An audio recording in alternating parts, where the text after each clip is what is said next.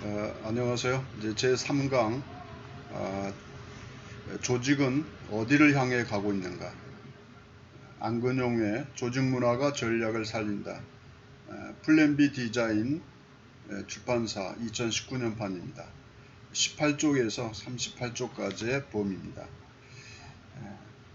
오늘은 이제 조직과 또 조직이 표방하고 있는 어떤 비전이나 목표, 또 핵심적인 가치, 이런 것을 어떻게 설정하고 그것을 통하여서 목표한 바를 이룰 수 있는지, 그러한 것들을 이 시간에 한번 살펴보는 시간을 갖도록 하겠습니다. 우선 조직이 존재하는 이유를 구성원들이 다 알고 있는가? 그러니까 조직이 존재하는 이유는 회사가 존재하는 이유, 또 어린이집이 존재하는 이유, 또 병원이 존재하는 이유, 대학이 존재하는 이유, 어떤 공동체든 그 조직이 존재하는 이유를 알고 동일하게 그것을 공유하고 있는지, 이것을 핵심 가치라고 말합니다. 핵심 가치를 알고 있으면, 그 인식하고 있으면 모두 다 같은 방향으로, 같은 생각과 같은 행동을 할 수밖에 없죠. 그런데 이 핵심 가치가 혼동되어 있으면 서로 다른 생각, 서로 다른 행동을 하게 되어 있습니다. 불협화음이 일어나게 되는 거죠. 그래서 공동의 가치, 공유하는 핵심 가치가 동일할 때 그 조직은 정상적인 동일한 방향으로 향하게 되고 그런 생각을 하게 되고 행동도 일치하게 될 것입니다. 그래서 우리는 배가 항해하려면 무엇이 필요합니까? 사람도 자동차가 없이 과거에 걸어 다닐 때는 동서남북을 가르치는 나침판이 필요했습니다. 나침판은 우리가 가는 방향을 알려주는 거죠. 그래서 우리가 동쪽으로 가자 하면 동일하게 동쪽으로 가야만 되는 것입니다. 그래서 조직이 나아가야 될 방향을 가르쳐주는 나침판과 같은 어떤 판단의 잣대인 바로 미션, 또 비전, 핵심 가치, 또 업의 본질, 직무의 본질, 이러한 것들이 바로 나침판에 해당됩니다. 그래서 사명이 무엇이냐, 소명이 무엇이냐, 비전이 무엇이냐, 또 핵심적인 가치가 무엇이냐, 내가 하고 있는 일의 본질이 무엇이냐, 이것을 분명하게 인식하게 될 때 동일한 생각, 같은 방향으로 모든 구성원이 향할 수 있다는 사실을 우리는 확인할 수가 있습니다. 그 다음에 이제 조직 체계가 불명확하게 되면 어떻게 되느냐? 조직의 운영이 어렵죠. 그러니까 조직 체계가 명확해야만 그 정상적인 조직이 정상적인 방향으로, 같은 방향으로 향하고 행동하고 생각할 수 있기 때문입니다. 이 명확성이라는 얘기는 회사가 존재하는 이유, 이것이 분명해야 되죠. 명확해야 됩니다. 그런데 이해가 부족하다.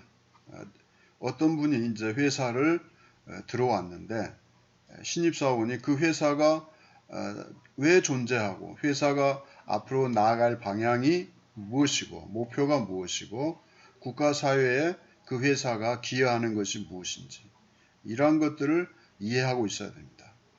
이것을 이해하지 못하면 불명확하게 되면 문제가 발생이 되죠. 그래서 정상적인 운영이 조직 운영이 어렵게 되는 것입니다. 그래서 구성원들이 조직의 미션을 분명히 알아야 될 필요가 있습니다. 또 동의하지 않는다면 구성원들이 사장님이 또 관리자가 어떤 방향을 제시하고 우리 함께 뛰어보자, 열심히 해보자라고 제안하는데 그걸 거부한다든지 그렇게 되면 그 공동체는 정상적인 운영을 할 수 없죠. 시간 낭비, 또 세월 낭비죠. 재정 낭비, 자원을 낭비하게 되는 것입니다. 그래서 정체성 혼란 상태가 됩니다. 같은 회사에서 서로 다른 생각, 서로 다른 행동을 하게 되면 그 조직은 정상적이라 볼 수 없습니다.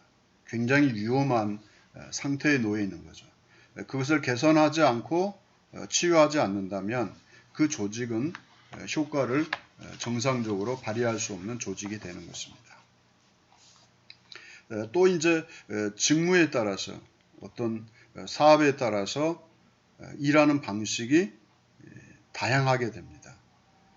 왜냐하면 일하는 방식이 다양한데 다양할지라도 서로 조화를 이루고 협력하고 함께 협동해야 되는데 그것이 잘못되면 이해가 잘못되면 여기서 중요합니다. 업에 대한 어떤 이해, 개념 이것을 이해하지 못하면 그 조직은 어려움을 겪게 되죠. 그래서 내가 하는 일이 무엇인지 분명히 알아야 됩니다. 개념입니다. 정체성. 내가 왜 이 위치에 있는지, 내가 이 위치에서 어떤 역할을 해야 되는지 분명하게 인식한 사람과 인식하지 못한 사람은 차이가 크게 되죠. 그래서 우리는 그 조직에서 자기가 하고 있는 일이 무엇이고 또 그 조직이 어떤 방향으로 가고 있는지 또 그 방향에 맞춰서 내가 어떤 역할을 수행해야 되는지를 아는 것은 굉장히 중요한 것입니다. 만약에 일하는 방법과 특성이 서로 다르다면 갈피를 못 잡겠죠. 우왕좌왕하는 그런 상황이 벌어집니다. 그래서 우리는 직무에 대한, 업에 대한 분명한 개념을 가져야만 되는 것입니다. 그 다음에 이제 핵심 가치를 잘못 추출할 수도 있습니다. 회사든 조직이든 어떤 미션이나 또 비전이 서로 상충할 때 부서 간에 상충하게 되면 골치 아프죠. 이제 부서장들은 상충해도 고집 피우고 그냥 그것을 밀고 나간다면 그 회사는 머리가 둘이고 생각도 두 개고 행동도 어떤 두 가지 행동을 통해서 혼란을 가져오게 되는 거죠. 국가 정책도 마찬가지죠. 부처 간에 서로 협력하지 않으면 국가 일은 엉망이 될 수밖에 없죠. 그래서 부처 간에 어떤 알력이 생기고 갈등이 생기면 협력하지 않는 일시적인 그런 현상도 우리가 볼 수 있습니다. 여야도 마찬가지입니다. 서로 다른 그 생각과 서로 다른 행동을 함으로 인해서 국가의 어떤 행정부가 하는 일에 대해서 협력하지 않고 오히려 해가 되는 그러한 행동을 나타낸다면 그것도 국가적인 손실이죠. 분명히 그들은 국민의 대표인데 국민의 대표로서 국가를 위해서 그들이 서로 조율하고 양보하고 타협하고 협력해야 되는 분들이 분명합니다. 그래서 정체성이 분명하지 않으면 우리가 한 가지 생각 또 서로 동일한 방향으로 그 배가 갈 수 있도록 항해할 수 있도록 협력할 필요가 있는 것입니다. 우리는 이제 조직하면은 조직 속에는 뭐가 있습니까? 눈에 잘 보이지 않는 아주 깊게 내재화된 문화가 있습니다. 정착된 문화죠. 그 회사만이, 그 공동체만이 가지고 있는 독특한 문화 속에 우리는 어떠한 것을 발견해야 하냐면 그 문화 속에는 반드시 어떤 미션이 있습니다. 미션은 어떤 사명이요, 명령이요, 지시입니다. 그 문화 속에는 내가 원하든 원치 않든 나의 생각과 나의 행동을 통제하는 권위가 있습니다. 그 권위는 어떤 윤리 도덕도 될 수 있고 또 어떤 정신 사상이 될 수 있습니다. 우리나라의 그 정신은 홍익인간 경천해인 과거에 이런 정신이 있었습니다. 민족성이죠. 나도 모르게 내 속에 심겨져 있는 유전된 그 정신. 또 우리는 부모님으로부터 물려받은 잠재의식 교육 과정에서 물려받은 효사상이 있습니다. 이것은 나의 개인의 생각과 행동을 규제합니다. 통제합니다. 여러분이 이제 그 버스에서 피곤해서 앉아 있었는데 어르신이 탑승하게 되면 자동적으로 일어나죠. 이것은 어떤 내 생각과 행동을 규제하고 통제합니다. 순응하게 만듭니다. 문화 속에는 이처럼 그 공동체 안에 내재되어진 권위가 있습니다. 우리는 이런 것들이 얼마나 잘 정착되어 있고 그것이 순기능을 하고 있는지 그것을 잘 봐야 됩니다.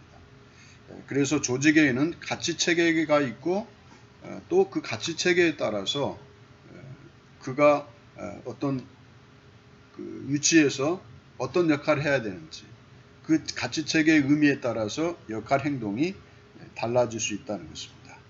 그 가치체계가 서로 동일하게 공유하고 같은 생각을 하고 행동을 하게 되면 구성으로서 자부심을 얻게 될 겁니다. 근데 자기가 어떤 일을 해도 그 공동체가 원하는 것 같지 않고 오히려 공동체에 동의를 얻지 못하는 자신의 생각과 행동을 지금 하고 있다라고 느껴진다면 불안감이 그를 휩싸이게 될 겁니다. 불안감으로. 그래서 가치체계는 서로 같은 생각, 같은 방향 이것을 지속적으로 공유하고 서로 그것을 통하여서 협력하고 노력하면 결국은 유익한 그 공동체의 목표가 달성되어지는 좋은 결과를 얻게 되는 그러한 효과를 얻게 될 것입니다. 그래서 우리는 한 목표를 향하여 달려갈 때 얼마만큼 그 구성원들이 협력하는지 못하느냐. 우리는 그것을 분명하게 찾아볼 수 있습니다. 그래서 우리의 목표가 우리의 비전이 국가 사회에 또는 인류에 유익한 일인가 이것도 생각해 봐야 되죠. 만일에 직장도 내 정체성과 직장의 정체성이 다르면 갈등이 생기게 될 겁니다. 왜냐하면 회사 가는 그 미션이 국가 사회에 유익하지 않다. 또 인류의 그 발전에 저해된다. 그러면 그 직장에 계속 남아있을까 떠날까 갈등하게 될 겁니다. 이것은 굉장히 중요한 것입니다. 그래서 우리는 자신이 하고 있는 직무에 대한 이해도 중요하고 그 공동체가 지향하는 그 공동체가 추구하는 목표가 건강할 때 우리는 하루하루의 직무 수행에서 피곤치 않고 좀 힘들어도 참고 극복할 수 있는데 그렇지 않다면 갈등이 생길 수도 있습니다. 그래서 우리는 직무에 대해서 자기가 하고 있는 업무에 대해서 분명한 개념, 정체성을 바르게 확보해야 됩니다. 자기가 하는 일을 이해해야 됩니다. 지난 시간에 직무 분석이라고 그랬죠. 직무 분석. 직무 분석을 통해서 자기가 하고 있는 일을 그 문서철대로 분명히 명명이 될 거고 그건 직무에 대한 제목과 함께 기술서가 작성이 될 것입니다. 기술서는 직무 기술서는 직무의 특성에 따라서 작성이 되는 것이고 직무 명세서는 그 직무를 수행하는 사람을 중심으로 작성된다고 그랬습니다. 직무 명세서의 특징은 그 직무를 수행하는 데 필요한 정보와 지식의 정도입니다. 두 번째는 그 직무를 수행하는 데 필요한 자격증, 기술이죠. 기술. 그 다음에 그 직무를 수행할 능력이 있는지 개인적인 역량에 대한 것을 파악해야 됩니다. 마지막으로는 기타죠. 기타 특성들. 그 사람의 성격, 그 사람의 기질, 그 사람의 대인관계에 나타나는 그 특성들. 어떤 사람은 영업부에 일해야 될 성격을 갖고 있고요. 어떤 사람은 행정직에 있어야 됩니다. 행정직에서 행정은 잘하는데 사람 만나고 비즈니스 활동에는 전혀 맞지 않는 성격을 가진 사람이 있을 수 있죠. 이런 것들도 중요히 고려해야 됩니다. 이것이 직무 명세서에 기록되어지고 평가되어질 그 어떤 그 측정할 수 있는 그 어떤 기준이고 요소들입니다. 그래서 직무 기술서와 직무 명세서는 전혀 다른 어떤 평가 또는 분석의 그 특성이 있습니다. 그래서 직무를 중심으로 하면 직무 기술서고 그 직무를 수행하는 사람을 중심으로 할 때는 직무 명세서가 됩니다. 그런 것들을 잘 작성하고 정리해서 그 일을 분석, 평가를 통해서 적절한 그 사람을 배치하고 이렇게 인사 이동하는 그런 것들도 굉장히 중요합니다. 이처럼 이제 우리는 자기 자신이 하고 있는 업무가 무엇인지 그걸 알아야 되겠죠. 그렇다면 자기가 하고 있는 일이 무엇인지 잘 안다는 이야기는 자기가 하고 있는 그 직무에 대해서 기술서를 어떻게 명확하게 작성하느냐, 이것과도 일치되겠죠. 우리는 직무기술서를 간혹 좀 부서별로 1년에 한두 번씩 이렇게 변화된 것이 있기 때문에 작성하도록 하는 것도 굉장히 중요한 것 중에 하나입니다. 그 다음에 이제 핵심 가치라는 것이 있는데, 직무에 대한, 업에 대한 개념이 명확해지면 그 미션, 우리가 그 일을 진행하는 데 필요한 미션이 있습니다. 명령이 있고 지시가 있습니다. 하달된 명령이 있겠죠. 지시사항이 있습니다. 그것을 잘 이해할 수 있고 그것을 달성하기 위하여 노력하는 또 하나가 되는 그 모든 것은 핵심 가치입니다. 핵심 가치. 분명히 그 업무에 대한 내용을, 그 의미를 분명히 이해하고 함께 협동하고 협력할 수 있는 것을 가리켜서 우리는 가치라고 말합니다. 가치. 무엇을 바르게 옳게 여기는 그 어떠한 것. 정신이죠. 그래서 이것을 핵심 가치라고 우리가 할 수 있습니다. 그래서 우리는 이 핵심 가치가 중요합니다. 가치가 동일하고 그 가치가 모든 사람이 수용하고 공감할 수 있을 때 우리는 서로 동조 세력을 얻게 되고 동의를 얻게 되어서 협력이 이루어지는 것입니다. 그래서 핵심 가치, 자기의 직무에 대해서 잘 설명하고 설득하고 이해를 시킨다면 바로 공감을 얻게 되고 그 동조 세력이 확보되게 될 것입니다. 자동차를 생산하는 회사, 또 학원을 경영하는 경영자, 또 유치원, 어린이집, 제각기 핵심 가치가 다를 겁니다. 자동차는 많은 사람들에게 유익한 그 이동 수단입니다. 그 시간을 절약시켜주는. 또 한편으로는 어떤 여가 시간에 어떤 그 즐거움을 누릴 수 있는, 자동차를 통하여서 많은 여가 시간에 유용하게 이동수단으로서 또 어떤 품위나 편안한 안정된 그런 시간을 누릴 수 있는 그런 자동차입니다. 자동차 그 사치품이 될 수 있느냐, 그냥 유용한 우리의 그 수단으로서 사용되는 자동차가 될 것입니다. 자동차 생산하는 사람들은 자동차를 찾는 그 수요자들의 기호와 어떤 특성들을 고려해서 생산해야 될 것입니다. 또 자동차가 자연 환경에 얼마만큼 해가 되지 않도록 연비 같은 거, 또 엔진에서 나오는 가스가 자연 환경을 얼마나 훼손하는지 그런 것도 양심적으로 측정하고 자동차를 생산할 때 엔진과 여과장치, 소화장치 이런 것들을 잘 연구하고 자동차를 생산해야만 될 것입니다. 그래서 그러한 것들이 전부 다 회사에 속한 모든 사람들의 생각과 모든 사람들이 어떤 방향으로 자동차를 생산하고 판매하고 또 그것을 통하여서 얻게 되는 급여와 그것을 통하여 얻게 되는 어떤 정신적 또는 그것을 통하여 보람을 느끼게 하는 그런 회사의 운영이 되어야 될 것입니다.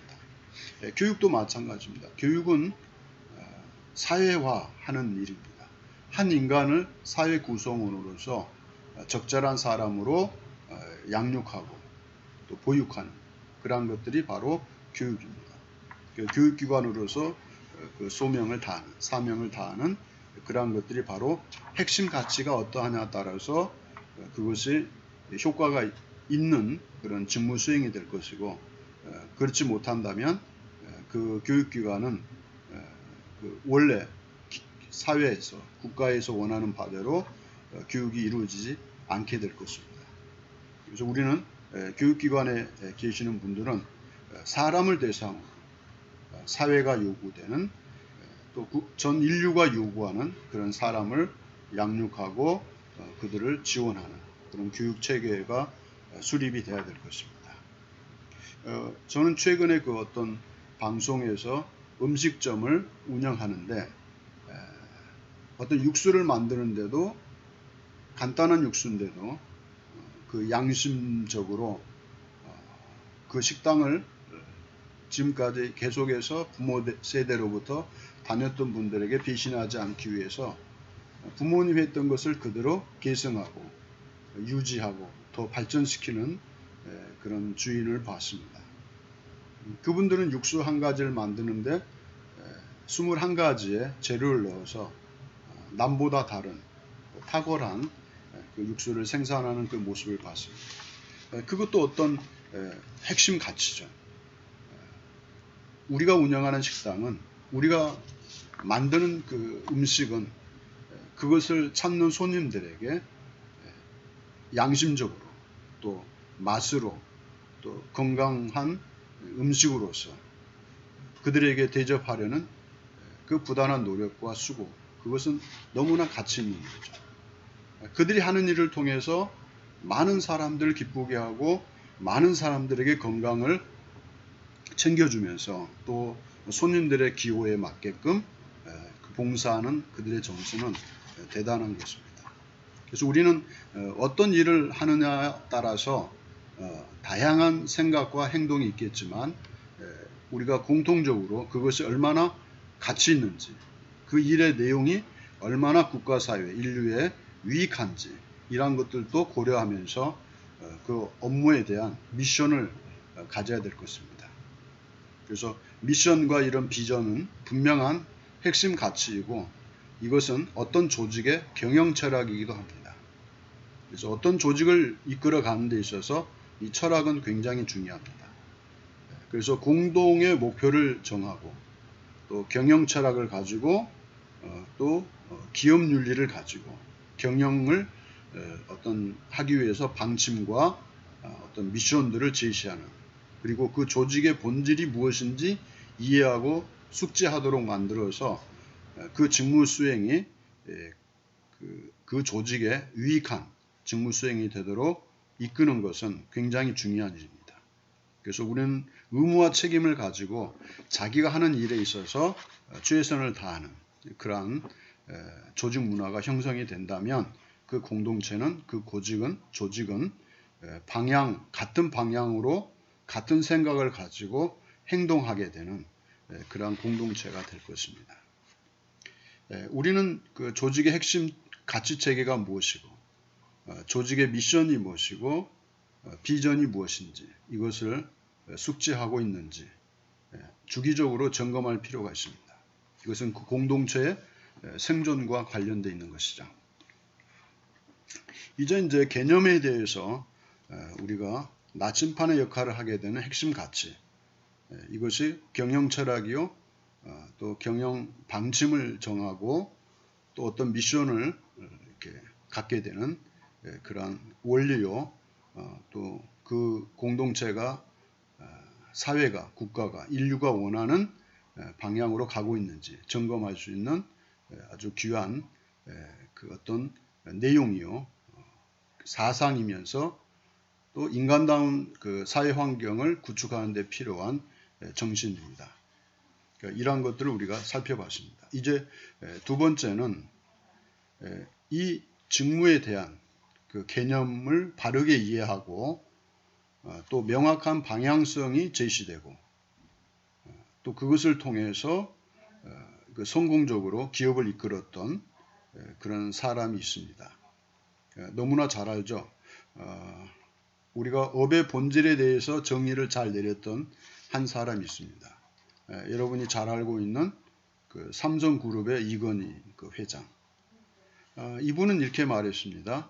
업의 본질, 직무의 본질, 자기 하고 있는 일에 대한 본질, 그걸 이해하고 있는지, 구체적으로 그것이 무엇인지 너무나 쉽고 간략합니다. 뭐 이게 학문적인 것도 아닙니다.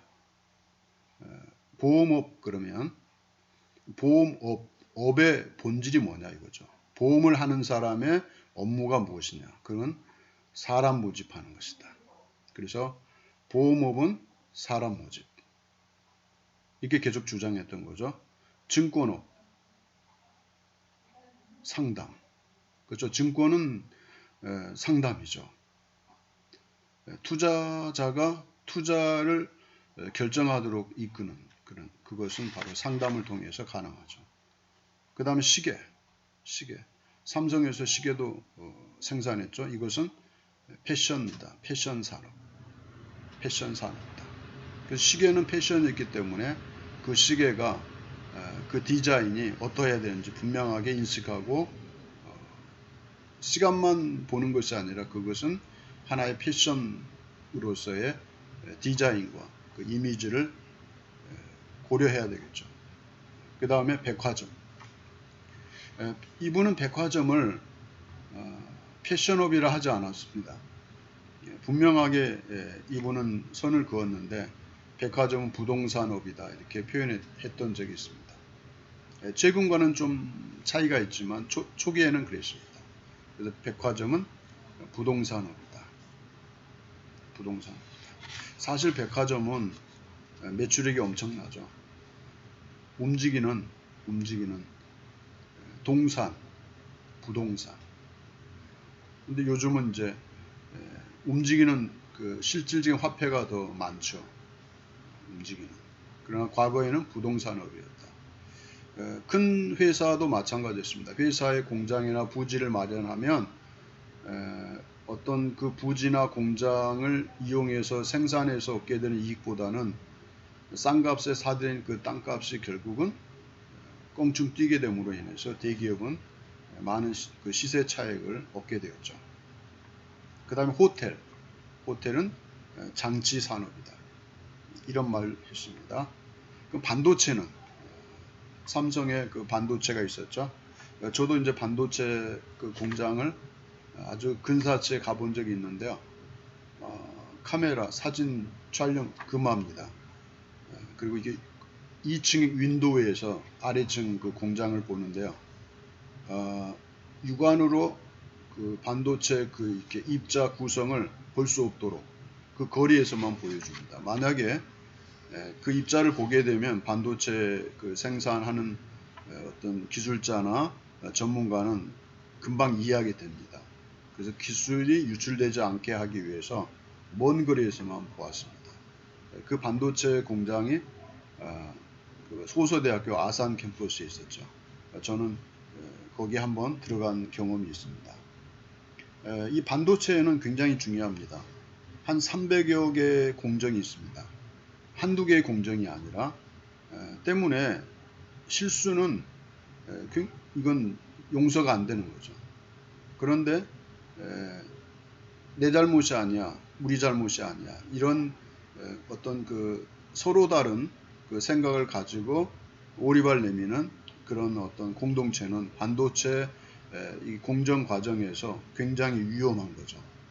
그래서 실수는 용납되지 없습니다. 그래서 책임을 떠넘기려 하지 않고 어떤 공정이 실수했든지 공동이 책임지는 책임감을 갖게 하는 한 마음으로 믿고 일할 수 있는 그 풍토를 조성하는 것이 반도체 공장에 요구되는 것입니다. 그래서 반도체는 그 시간에서 승패가 나는 시간 산업이다 그렇게 말했습니다. 또 양심 산업이다. 반도체는 시간 산업이요 양심 산업이다. 맞죠. 속도와 관련되어 있는 반도체. 또 크기도 굉장히 축소되면서 그래서 300여 개의 그 공정에서 실수하지 않고 혼연일치가 돼서 한 몸이 되어서 책임감을 가지고 그 일을 수행하도록 했던 것을 우리는 알 수 있습니다. 이것이 바로 그 업이 가진 본질을 이해해야만 그 업의 본질을 이해하게 되면 그 업이 어떤 성격을 갖고 있는 것인지 핵심 가치가 무엇인지 그것을 인식하게 되는 것이죠.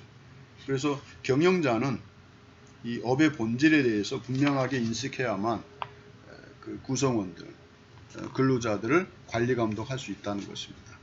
그래서 삼성은 그렇게 회사를 크게 운영하면서 이렇게 성장해 왔었던 그런 이유가 있었던 것입니다. 그래서 업의 개념을 분명히 하는, 본질을 이해하는 것은 매우 중요하다는 사실을 우리는 확인할 수 있습니다. 그래서 이건희 회장이 이야기하는 것은 또 하나를 우리가 또 지적한다면 경영 전략보다는 업의 개념을 정립하는 것이 우선 돼야 된다. 그것부터 고민해야 된다. 업의 개념이 정립이 되지 않은 상황에서 경영 전략을 멋있게 짠다 해서 성공할 수 없는 거죠. 내가 하는 일이 뭐다 이걸 알아야 됩니다. 너무나 간단 명료하죠.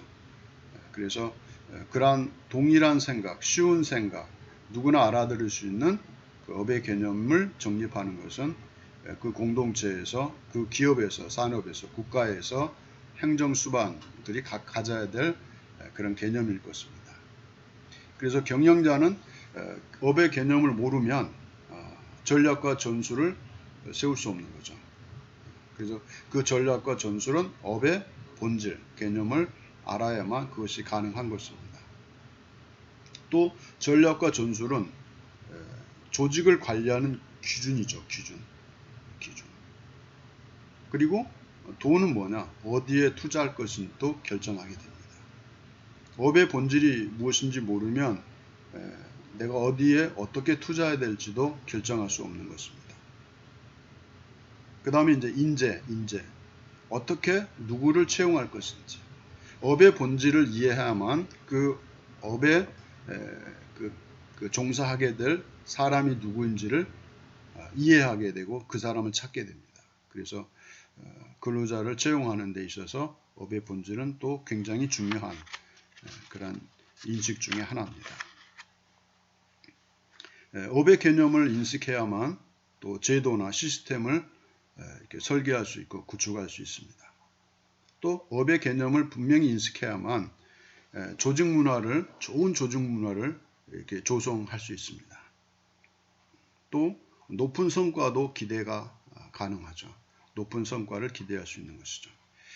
왜 최근에 그 업의 본질, 또 그것을 이해하고 또 어떤 그 산업의 그 형태나 구조가 바뀌면서 빠른 속도로 변천되는 사회적 변천을 겪었던 우리나라에 도입됐던 그런 어떤 시스템이 있었죠. 그건 무엇입니까? 기업 문화를 확 바꿨던 거. 그것은 바로 구글, 페이스북.